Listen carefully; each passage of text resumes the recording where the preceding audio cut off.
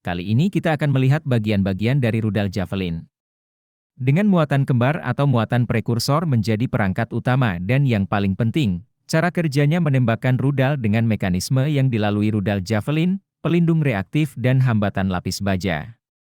Semua itu kita bahas sekarang, jadi mari kita langsung lihat di video ini.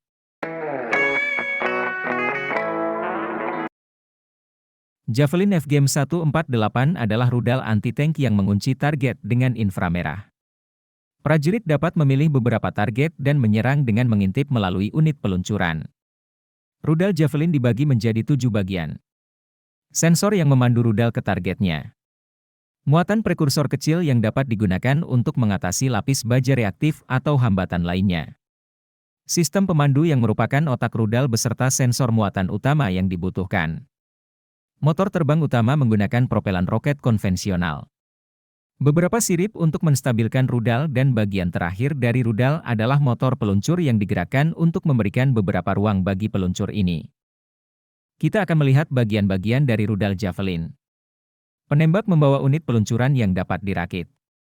Selain perakitan tabung peluncuran sering dikenal sebagai ACLU, yang merupakan sistem dua bagian yang bertujuan komponen CLU, perangkat ini dapat digunakan untuk mendeteksi target dan sistem perintah menembakkan rudal.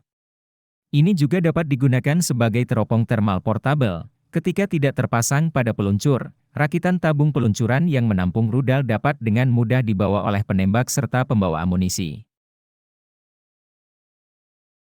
Ini juga dilengkapi elektronik built-in dan sistem engsel pengunci yang memungkinkan pemasangan dan pelepasan rudal dengan cepat dan mudah melakukan penembakan.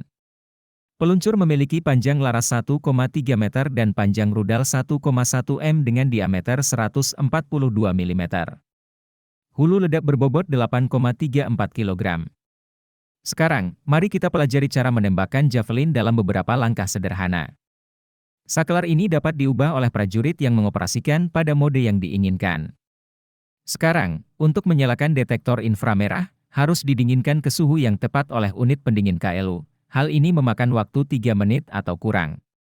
Setelah penglihatan mode malam telah didinginkan dengan benar. Pada bagian kiri penembak memiliki berbagai pilihan tanda yang dapat diatur, dengan beralih antara tampilan 4 kali yang lebih luas dan tampilan 9 kali yang lebih sempit.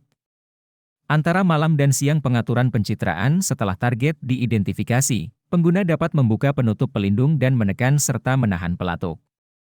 Rahasia di pegangan tangan kiri ini dapat mengaktifkan urutan penguncian, pencarian, serta pemicu penembakan. Penembak dapat memilih mode pemotretan dari genggaman tangan kanan yang memiliki dua opsi, langsung dan atas, yang memodifikasi lintasan berdasarkan objek. Penembak dapat menetapkan lintasan Javelin pada tombol yang merupakan mode serangan langsung dan teratas. Javelin dapat menghancurkan lapis baja reaktif yang dibuat untuk menahan ledakan. Rudal Javelin memiliki hulu ledak utama, hulu ledak pendahulu kecil yang dirancang untuk menghancurkan lapis baja reaktif atau penghalang lainnya. Hulu ledak utama yang jauh lebih besar dirancang untuk menghancurkan tank. Ketika rudal mengenai lapis baja reaktif dan meledak, muatan pendahulunya padam dan memicu ledakan di dalam lapis baja reaktif. Rudal yang lebih kecil dan tidak terlalu rumit akan dibelokkan dari tank-tank yang berhenti. Hulu ledak utama rudal di sisi lain akan meledak sepersekian detik.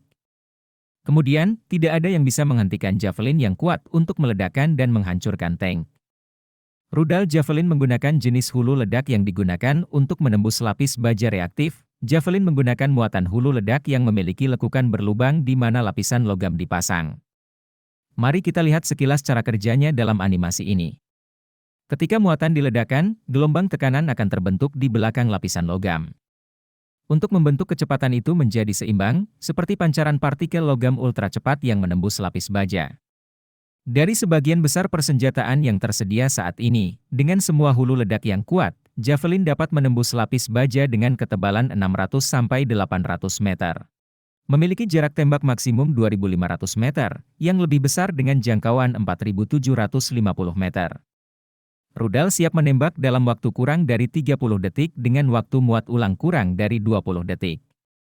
Rudal dipasang di CLU dan penembak menentukan target dengan menempatkan kotak kursor pada gambar target. Rudal dapat menghasilkan arah parsial. Ditempatkan di bahu ketika diluncurkan daya dorong mundur yang lembut. Peluncuran memungkinkan untuk menembak dari dalam gedung atau dari lokasi tersembunyi. Pada tahap kedua ketika target tampak jelas, rudal itu meluncur menuju sasaran.